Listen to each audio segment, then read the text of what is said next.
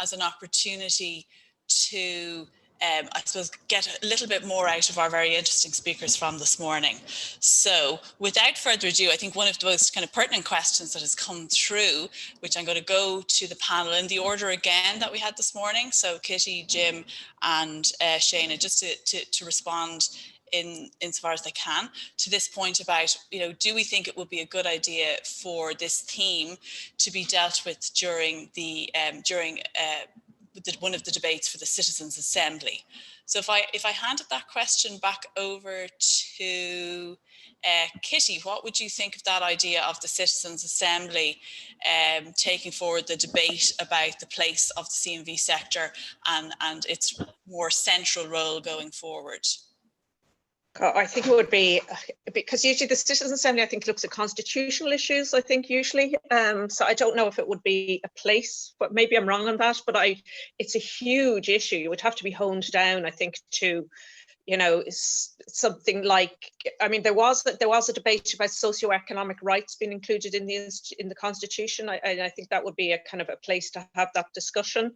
And I think the issue of the universal basic income could be definitely discussed today at a Citizens' Assembly. I think there would be great scope there to go and look at that in quite depth about what it can achieve. And if there was a universal basic income, what need would there possibly be for the charitable voluntary sector, or how would it change that if there was, if people were empowered with a universal basic income to make better lives for themselves? Maybe some of the organisations that are at this table this morning, would their role would change and might be actually more policy driven and more and less the bread and butter issues. That's my immediate thoughts on that. Great. Okay. Thanks, Kitty. Jim, any views in relation to the question on a Citizens' Assembly on this topic? Well, I suppose I'll lay my cards on the table. I'm not a fan of the Citizens' Assembly. I think it's an anti-democratic process. We elect politicians to drive policy. But I accept that there is the concept of the Citizens' Assembly has taken off here. It's very popular. It is seen to have a role to play. And I would totally agree with Kitty there that there are certain things that can be discussed at it, others that is probably not the appropriate place. But the universal basic income is certainly a topic that could be top of that agenda. And maybe with all due respect to the audience this morning, I suppose the objective of all of this is to put you all out of business. that would be utopia, but we'll never get there, obviously. But I think it's a discussion worth having at a Citizens' Assembly level. But I would also like to see in the political system a much greater emphasis on social partnership. Back in 1987, when social partnership was introduced, the concept was a good one. Within a few years, it lost all meaning, and I think it became counterproductive. But I think you can have a proper discussion, you can have a proper social partnership when these issues are put onto the table. And, a point I made earlier on that I think should be central to this debate is to get a national consensus, if we can, on what we mean by quality of life. Quality of life is very subjective. It's not a measure of happiness, because some of us will never be happy anyway. So I think you've got to accept that it is a subjective concept. But and I about 10, 12 years ago did a piece of work on trying to measure quality of life using more economic type metrics than the sort of soft social type metrics. I got wildly criticized at the time for doing it, but I make no apologies, and I do it again because I believe there's a lot of attention around the world paid to sort of happiness indices. There's a lot less attention paid to those economic metrics that should feed into the quality of life. And it's stuff like, you know, waiting lists in hospitals, it's crime rates, it's access to education, it's access to technology, it's all of this stuff. So I'm rambling here, Inez, but I do think Citizen Assembly could have a role to play, but I would prefer to see more of a national dialogue that's more democratically based than the Citizens Assembly. Great, thanks, Jim. I think that's very clear. Maybe just head over to Shayna. Thanks, Inez. I would agree with Jim and Kitty that a Citizens Assembly has a specific role, but it's not here. Like, I would have loved a Citizens Assembly about Brexit. That would have been great because it would have allowed for national conversation about what Brexit meant, but that didn't happen. I think that said, there is space for devolution of this kind of democratic engagement. So I would love to see at a local level or a regional level, these kinds of forum, something equivalent to Citizens Assembly, but set up like a bottom up strategy where you bring people together, because the pandemic is maybe just one external shock. We haven't talked about the external shocks of climate change or, you know, forget the recession. It could be that in a couple of years we're faced with a climate catastrophe, and we need to prepare the public. We need to make the public more resilient. And I think that has to be a bottom-up engagement. And that's where I would see the room for sort of participatory democracy. Okay, great. Thanks, Shayna. Okay, taking a slightly different direction. And I think we did get a few comments from people about the idea of the charity sector and that title.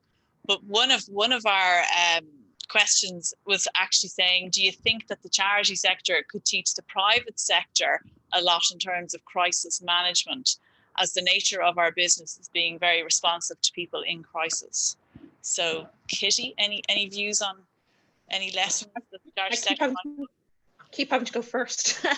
Well, I think one thing that might be, you know, coming from the charity sector to the private sector would be to have more women in charge, because there is an opinion out there that if women had been in charge of the banks at the time of the crisis, maybe the crisis might not have happened or have been as severe.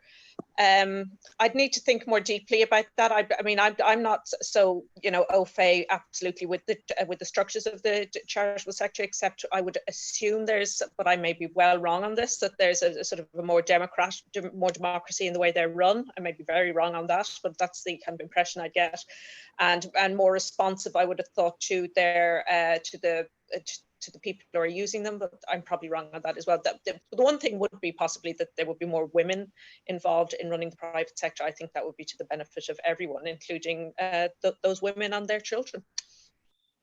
Great, thanks, Kitty. Yeah, it is a bit of a tough question. Believe it or not, there are tougher ones coming. So in relation to that point, Jim, any views? Okay, Inez, I actually would agree with Kitty again. There's something wrong here, Kitty. Having more women in charge. I mean, the old joke about there was no Lehman Sisters, for example. If you look at the handling of this crisis, the three countries where it has been handled worse, arguably, would be Brazil, the United States, and the United Kingdom. And all three countries have one thing in common. They are led by bolshy males who are just full of the whole male testosterone thing. Whereas you look then at New Zealand, for example, the Australia likewise. So there's definitely a need for much greater gender balance in leadership roles. But in terms of crisis management, I don't accept the point that the private sector could learn from the charity sector. 99.8% of businesses in this country are SME, meaning that 99.8% of businesses registered employ less than 250 people. And of those SMEs, something like 40% employ less than 10 people. And believe me, those businesses for the last 3 months, and I'm dealing with them on a daily basis, have been managing the greatest crisis that any business will ever have to face in their lifetimes. There's no doubt about that.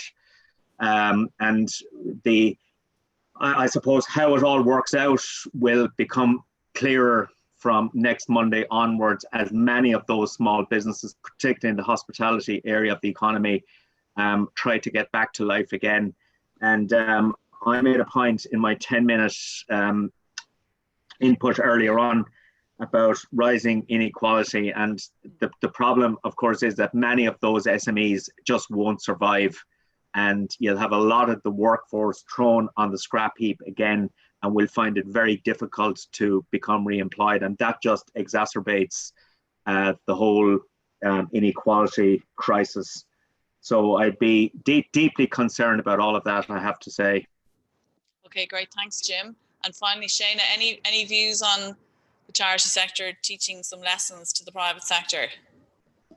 I don't know if it would be teaching lessons. I wouldn't necessarily say that, but following on from Jim's comments, I think there is a lot to be done right now about coordination between particularly SMEs that look for local customers, or maybe their range of customers is pretty limited geographically, and local charities. For instance, like their ways that small farmers have been able to survive, or small business have been able to survive, is selling directly to customers, not through an intermediary or a store, and that they go on social media and they sell their products.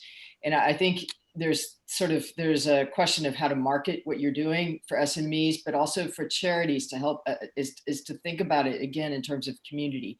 It's talking about what kind of community you want and how charities and SMEs can work together. Let's say the whole kind of skill redevelopment. Is there something that can be done going forward about charities offering training, or working with local educational institutions to offer training for people who are inevitably going to be laid off from SMEs? And that will require forward thinking about the kind of local economy that you want.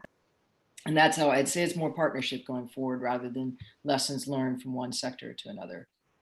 Okay, that's a perfect segue to the next question, because one of clearly somebody who's been listening to this debate is kind of saying, well, okay, we agree with this rebalancing idea.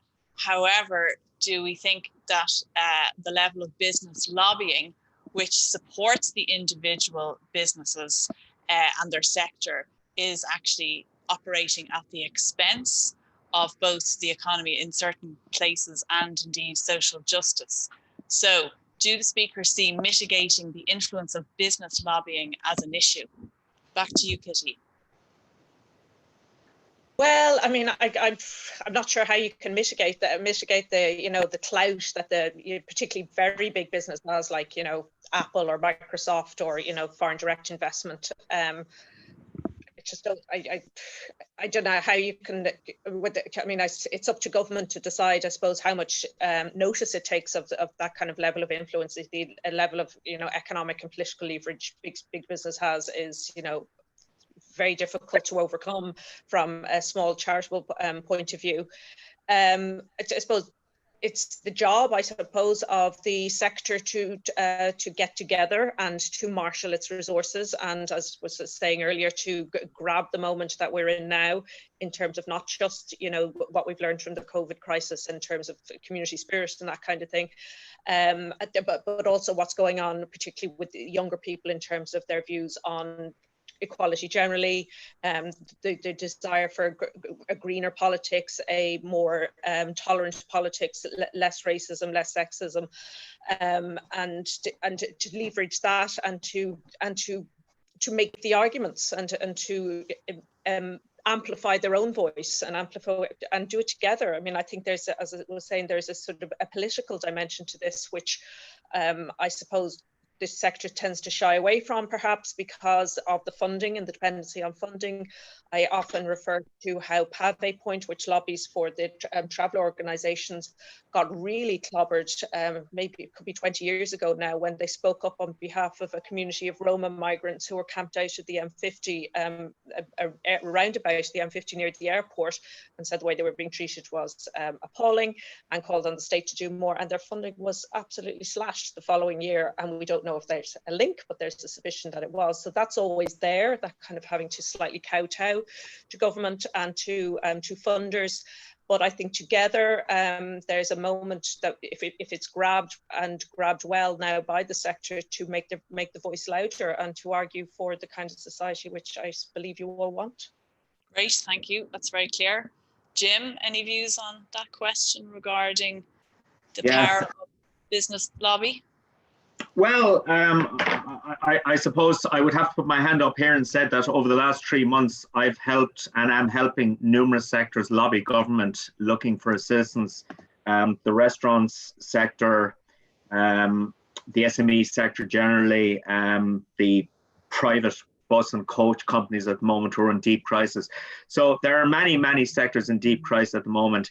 And I think they've got to lobby government to make sure they survive and come out the other end, because we won't be able to rebuild our economy after this if those businesses aren't around. So, you know, I see a role for lobbying. Obviously, your fear would be that it's the massive companies with the massive power, the massive resources, their lobbying is most effective. But I actually think that, you know, for businesses, lobbying works in a positive way. Okay, there are negative aspects, but it does work in a positive way generally, because issues are highlighted, issues are addressed. And, you know, in terms, for example, of you know, they say economists know the price of everything and the value of nothing. And, you know, I think it's important to lobby to make sure that policy decisions are taken that actually, that further causes that are not strictly economic, such as regional balance, for example. I think that's important. So I think lobbying has its place. The biggest enemy to effective lobbying is fragmentation. So if the charity sector, sorry, I used the word again, if the charity sector wants to be more effective as a lobbying sector, fragmentation is what needs to be avoided. Have a united voice. Charities should not be competing with each other. There needs to be a united front here. If there's not, I think, you know, government loves fragmentation coming at them because they can then ignore everybody. So lobby in a coherent, united way. Great, that's very clear. Thanks, Jim. Shana, on that last point. I think the business lobby, actually one of the interesting points I think about that is the fact that, like, I've heard IBEC and like the American Chamber of Commerce say that what they really want is a cheaper quality of life, that Dublin is too expensive. It's too expensive. They have trouble attracting staff because the cost of living is so high. So there's something to be said going forward with coordination between business lobbies, and this is going to sound odd in the sector, but about sort of investing in society, because it's not just, yeah, how can you improve the quality of life in Ireland? It's one, the government saying that the cost of living has to go down or pay has to go up. Actually, relative pay here is okay. But it's more about sort of getting corporations to, again, think about investing more, not just in corporate social responsibility being volunteering, but also set up funding to try to help improve services.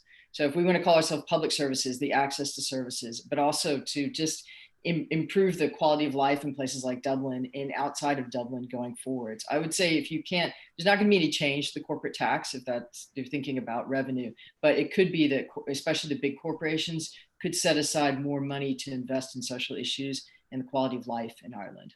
Great, thank you. And this is definitely a follow-on question, but I think it's a really interesting one to add to our dimension this morning. It's somebody talking about an all-Ireland response to this issue, because we have people here from the north of Ireland who are participating in our session this morning. So what do you think an all-Ireland response could bring to this debate? And maybe just to go back to Kitty. Gosh, that's a tricky one, because there's two different governments, well, no government down here, and wasn't one for a long time in the north, but two different jurisdictions.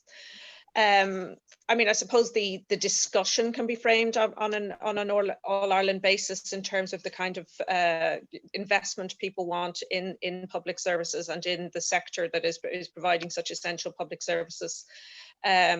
And I suppose there's scope, you know, particularly maybe at cross-border areas, Derry, Donegal, Fermanagh, and would it be Sligo? my border geography is not great. Monaghan and Tyrone. There's probably scope for kind of cross-border cooperation on particularly, sectors and cohorts that need public services. I think it's really difficult though with two different jurisdictions and two different funding streams, and the Northern Irish Executive is so dependent on Westminster for funding. So to be honest, I think, there's certainly scope for kind of social solidarity from both sides, and both sides of the border working together, but on things like women's issues and children's rights and gay and lesbian rights and that kind of thing, big social discussions. But I think from a policy perspective, it's probably quite difficult, I would have thought, to have an all-Ireland perspective on it, to be honest. I think just from a logistical and practical political impact. Yeah, great. Okay, thanks, Kitty. Jim, any views on that all-Ireland response to the importance of the CMV sector? I'm muted here. Okay, I'm unmuted. I keep this very tight, Inez. I don't see the benefits at a policy level of an all-Ireland approach. You're talking about two different exchequers. You're talking about two different jurisdictions. So from a financial point of view, from a legal point of view, I can't see how it could possibly work. The whole solidarity thing might make you feel better, but from a practical level, no, I don't see the benefit at all. Two different countries. Okay, great. And Shayna, any comments in relation? Again, pretty tight answer. I would say not. I think that there's a problem because they're two different governments, two different countries. But I think that there could be learning. Like, just to give you an example, it's something that we've been thinking about at Task, fuel poverty. There's not a lot going on in Ireland, but there's a lot going on in the UK. So there could be specific areas where there's innovation in Northern Ireland or innovation in the Republic of Ireland, and there should be more cooperation. And again, going back to that United campaign, there could be ideas that are shared across border that we should take advantage of. Great, I think that's a very useful way of thinking about it. We're caught on time now, so I'm just going to do one last question, which is really asking you for one step, sort of a one point response, I suppose. So effectively it's saying, what would each of the speakers suggest as a first step to capitalise on this opportunity to reposition the image of the sector and secure a more sustainable role for the sector? And in fairness, I'll go back to Kitty again, giving you a second there to think about that one, because I'm conscious the disadvantage, Kitty, you've had throughout on the questions, you're getting them all first. So you've done extremely well. So if you had any idea, what would be the first step that you would take to capitalise? Because I think you've been really clear that you do believe there is a moment, or there could be a moment, and what would be the first step you think that should be taken by the sector? Well, I'd be demanding that the wheel argue. Well, I think from an individual organisation's point of view, I think it's really important that argue and demonstrate how crucial your service is and crucial it has been, and how, if it wasn't there, how bereft a certain cohort of people probably in the community would have been. And I know that to be true, how absolutely devastating it would have been for so many hundreds of thousands of people if individual charitable organisations weren't doing the work. I think that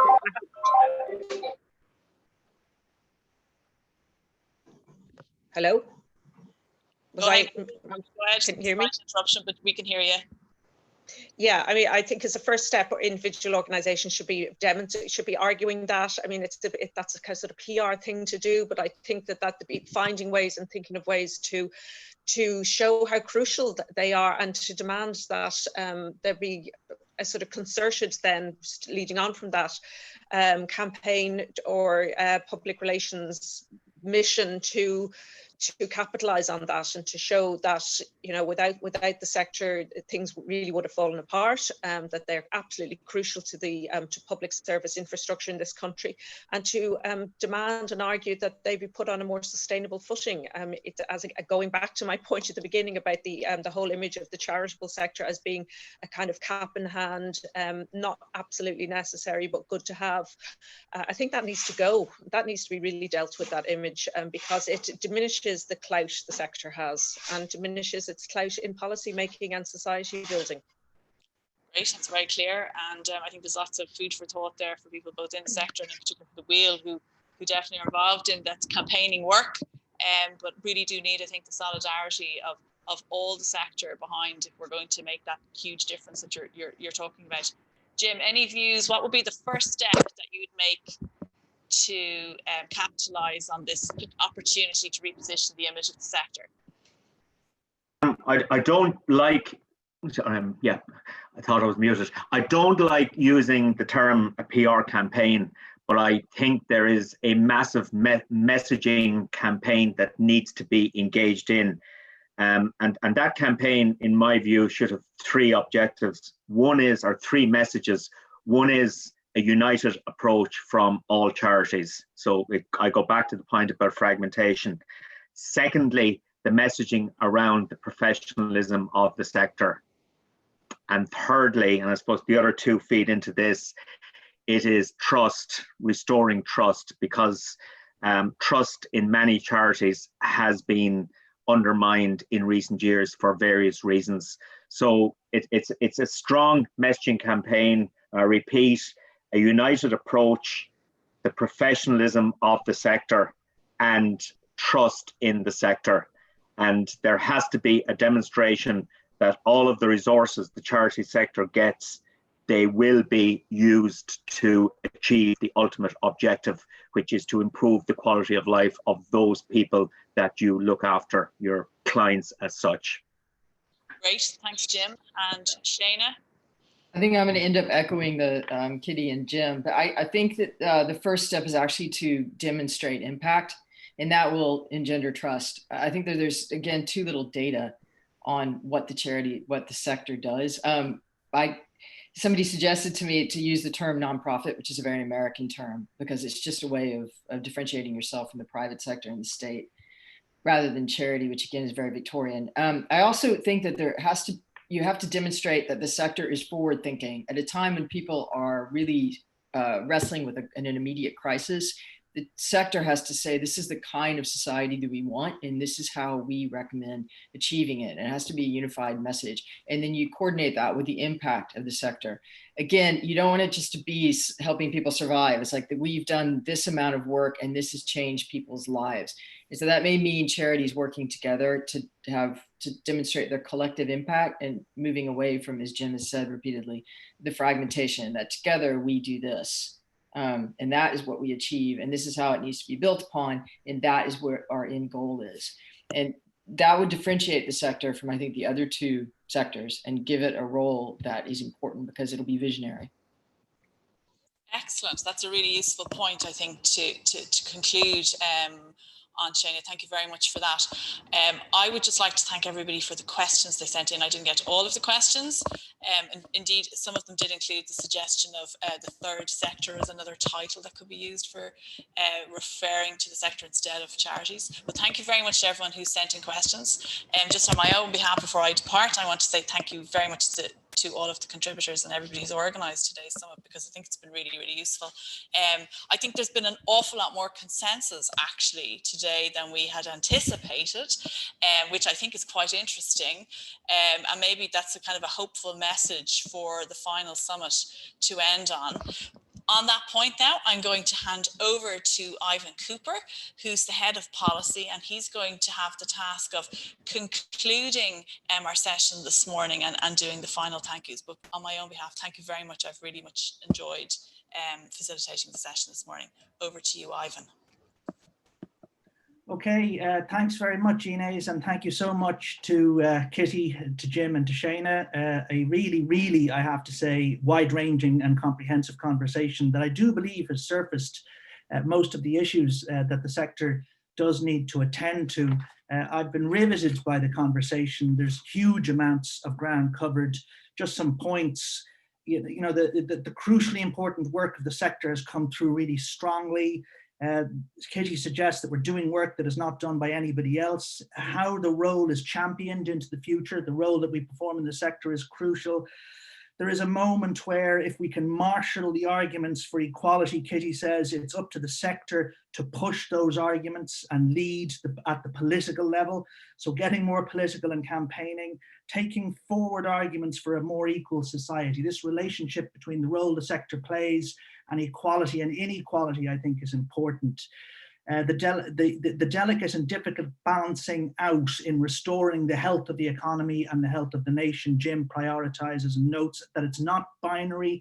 The economy and society are entwined, two sides of the same coin, and we need to build an economy that generates the resources to support the functioning society. But as Shana notes, we need to address the structural inequalities in the economy in the doing of that. It's not just about business as usual. And Jim noted the inequality situation, in his view, will be exacerbated unless, of course, we take action to ensure that it isn't, okay? And he notes that those hit most by the economic collapse are in low-paid work. Jim notes that his cynicism about community spirit. I think there's a challenge for us in the sector. Can we as a sector do more to surface and promote the reality of community spirit and the way that did indeed come to the fore? Is there something we can do there? And everyone agrees the situation cannot be, the way through this is not about austerity. We have to grow the economy, addressing the structural issues in the economy, and invest in public services as the way forward, and achieve a much greater focus on quality of life. The structures of public services then came up as a key issue, and I think that's something that we definitely need to look at, the role that we play in the sector in public services effectively. Shane challenged us to make sure that we don't become a sector that plays its part and perpetuates low wage labor, and that we really need to look at making the sector a better place to work. So my kind of concluding observations, the sector, what's come through is very loud and clear. The sector effectively is providing core essential services in Ireland, in addition to the advocacy and the campaigning work that it does. In doing this, the sector is insufficiently and insecurely funded and has evolved in a piecemeal fashion through no fault of its own, being subsequently often blamed for the fragmentation in the way we do services in Ireland. So the sector is thus perhaps arguably playing an unintended part in a current unsustainable public services settlement. And we're arguably perpetuating inequality and insecurity. So a huge question there.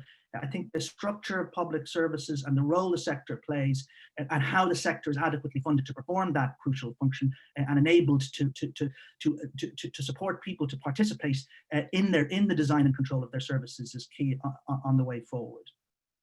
So yet in saying that, the CV sector also brings, and especially brought during the COVID crisis, a people and community focused energy and support to its crucial and essential work. So how can we in the sector ensure that when we do things best, that person-centered and community-centered approach actually serves as a model for how we more generally do public services in Ireland?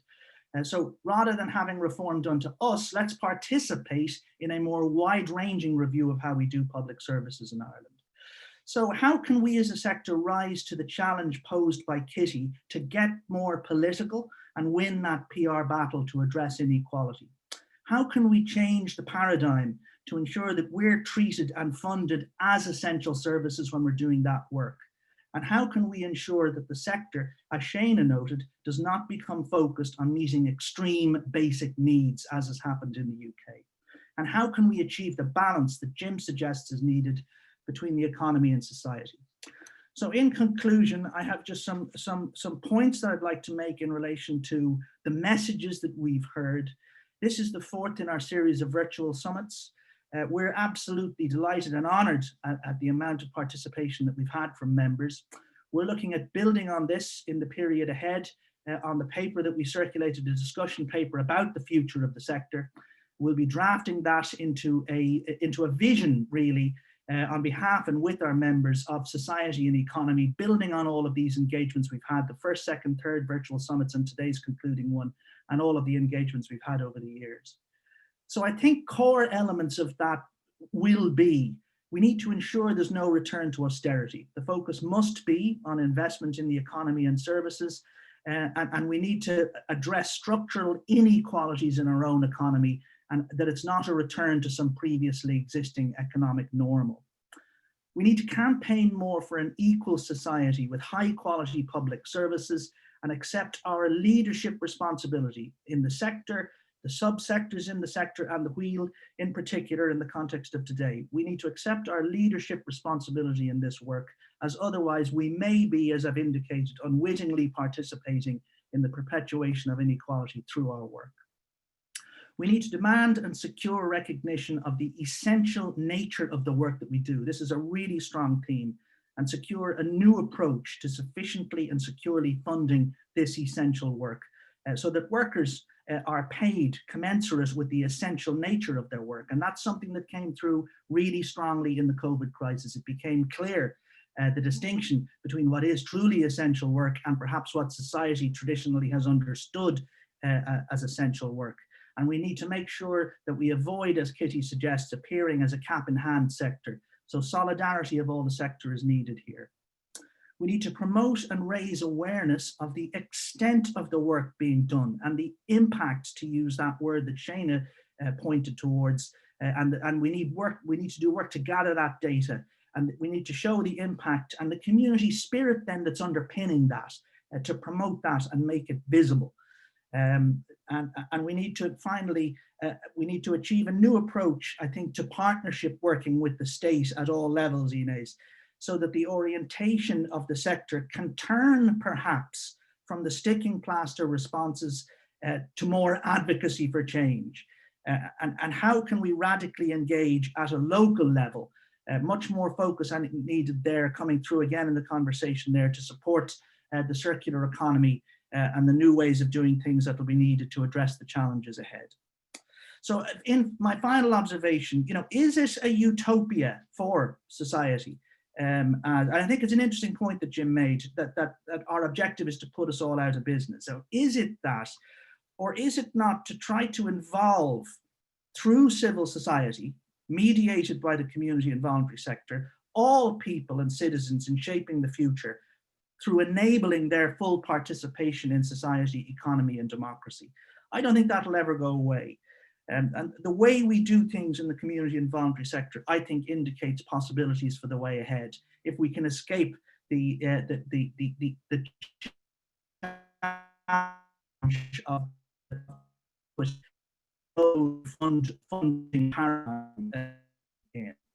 So lots of other, I think, fantastic material there today. In conclusion, we will be circulating, of course, the discussion this morning has been recorded, so that will be made available to all participants and indeed to anybody else who's interested in following the proceedings. As I've indicated, we'll be producing a paper to lead discussion on the way forward, building on the draft discussion document that we circulated over the last number of weeks to members, and building, I might add, on the participating people report, just to give it a little bit of a plug there, that we did with Carnegie UK Trust, which identifies a whole range of very progressive initiatives, including the universal basic income that's been mentioned, and the new quality of life indicators that have been also mentioned today, and which are in the programme for government. We'll be looking to produce this draft discussion paper and present it as a calling card to the new government, if and when formed, and in any other context that may develop over the next few weeks. And we'll be working extremely hard to work with our colleague networks and federations in the community and voluntary sector, and with subsectors in the sector, to try and provide that leadership, because I think it's actually an imperative on us at this point to provide an alternative vision for society, which we believe is possible, as has been demonstrated during the COVID crisis itself, when we put the needs of society above the immediate needs of the economy. So we'll be circulating that paper in the next few weeks. And I'd also just like to note that we have a range of ambitious campaigning proposals and initiatives coming up. We'll be looking immediately at focusing in, as if and when a new government is formed, attention will turn quickly to the budget. There is a lot of positive stuff, we believe, in that programme for government, if a new government is formed, that we can build on. The quality of life indicators, as referred to by Jim, are in there, and lots of other stuff. And I'd advise you, if you'd like to understand more the relevant material in there for the community and voluntary sector, visit the Wheels website, where we have produced a summary of that. So in absolute conclusion then, I would just like, on behalf of the Wheel, to thank Inés for for so successfully chairing and facilitating our panel discussion. I'd like to thank from the bottom of our heart our three contributors, Kitty, Jim and Shayna, who I think have provided us with really, I think it's been a full and complete coverage of the core and key issues which the sector faces. And we've heard it from three people who are to a certain extent in a position where they're able to, although they understand the sector, they can give a critical kind of a view of it. It has been an interesting critical assessment of the key issues going forward. And there's lots, of course, for us to think about in relation to how we do things in the sector itself. And our paper, the discussion paper, will identify those matters too. So we've run a little bit over time, but I would like to thank you for sticking with us during this process. And it's my job now to formally bring the virtual summit and the series to a conclusion. And thank you all, most importantly, in addition to all of our contributors, to thank our members for participating in this extraordinary series of events, and just simply to invite you to stick with us as we move on from here, attempting to provide leadership with and for the sector. This is all about solidarity, and that's the way we propose to progress. So without further ado, thank you very much for attending our sessions, and we in the Wheel are all very much looking forward to engaging with you further in the period ahead. Thank you and goodbye.